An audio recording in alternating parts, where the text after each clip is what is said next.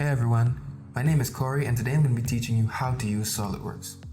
When you open the software for the first time, you're going to want to open up a part file. To do that, simply go to File, New, make sure that part is selected, and then press OK.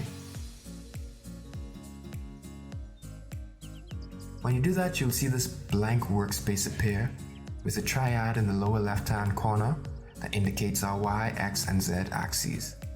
Now, this isn't of much use to us right now, so we're going to want to show our primary planes. To do that, simply go up to this eyeball icon at the top of your screen, click on the arrow next to it, and select the item that says Hide/Show Primary Planes. Now we can see the front, top, and right planes that we can all sketch on. Now before we continue, I want you to make sure that you have the correct unit system selected. So go to the lower right hand corner of your screen and make sure that MMGS is selected for millimeters, grams, and seconds. These are the units that we're going to be using not only for this tutorial, but for every video going forward.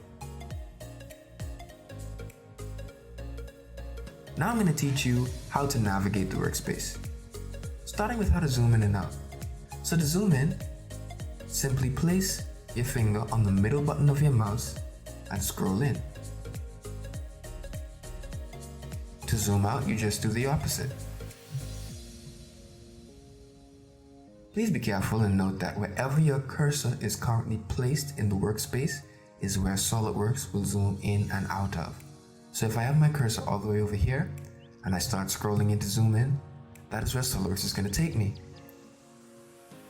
If you find yourself in a situation where you've completely lost your work, simply press F on your keyboard and SolidWorks will relocate it for you. Another thing you need to know how to do is how to orbit. So to orbit, simply click and hold the middle button on your mouse and move your cursor around. And as you can see, our planes are rotating and changing orientation.